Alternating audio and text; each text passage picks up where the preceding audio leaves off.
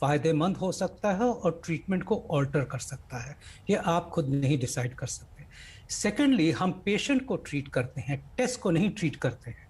तो वो टेस्ट लेके आप कहीं पहुंच जाओगे तो उसके बेसिस पे ट्रीटमेंट नहीं स्टार्ट होती है, अगर आप बिल्कुल ठीक फील कर रहे हो। और तीसरी बात समझने की है आरटीपीसीआर के बारे में।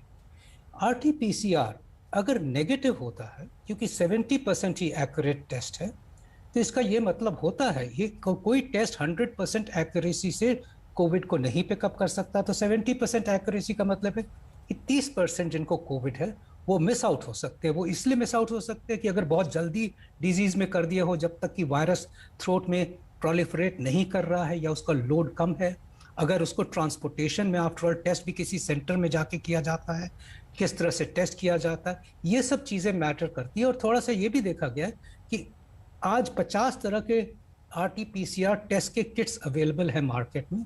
कुछ बहुत ही एक्यूरेट है, कुछ कम एक्यूरेट है, और कुछ उनमें से ऐसे भी हैं कि अगर वो जीनोम सीक्वेंसिंग ज़्यादा नहीं देखते तो नए वेरिएंट्स को मिस आउट कर सकते हैं। तो नहीं, हमें क्लियरली मैनेज करना अपने सिम्टम्स को।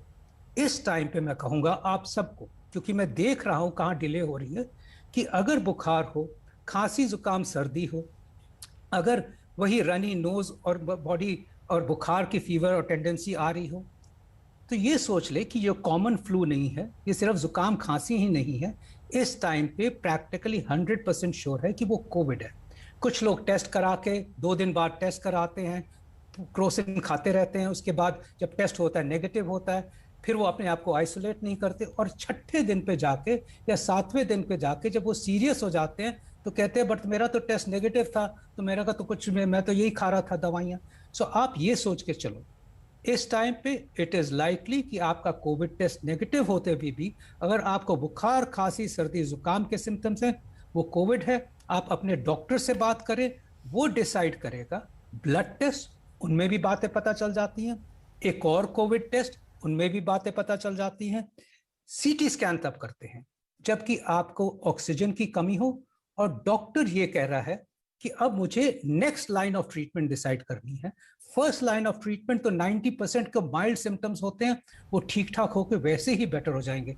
सेकेंड लाइन ऑफ ट्रीटमेंट में डॉक्टर उसके बेसिस पे कई बार अपनी ट्रीटमेंट को ऑल्टर करते हैं, ट्रीटमेंट को चेंज करते हैं। और रेयर केसेस ऐसे होते हैं जिसमें कि हर कुछ नेगेटिव होते हुए चेस्ट इन्फेक्शन कई बार होता है, कई बार कोई सोचता है कि निमोनिया हो रहा है, और उसको भी कोविड से डिफरेंशिएट करने के लिए ये टेस्ट किया जाता है।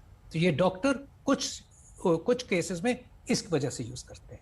जी, और जिस तरह के खतरे बताए जा रहे हैं उसको लेकर आप सबको समझना होगा कि खुद का डॉक्टर नहीं बनना है। हालांकि अस्पतालों की किल्लत है, लेकिन सलाह की किल्लत नहीं है इस देश में।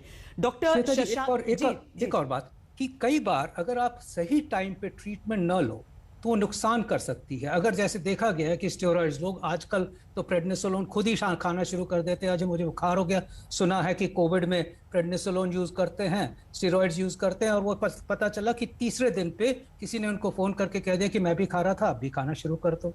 और ये भी है कि अगर आपने इसको गलत टाइम पे ली, वायरल रेप्लिकेशन के फेज में ली, तो वायरस और बुरी तरह से बढ़ सकता है, प्रोलिफरेट कर सकता है, खतरनाक बीमारी हो सकती है। और वही दवा जो कि सही टाइम पे यूज करने से आपकी जान बचा सकती थी, वो गलत टाइम यूज करने से आपकी जान जा भी सकती है। जी, doctor Shashank Joshi, member Covid task force Maharashtra, और डॉक्टर राजेश एम पारेख जो कि director medical research and neuropsychiatry, माफ कीजिएगा डॉक्टर साहब, आजकल इतने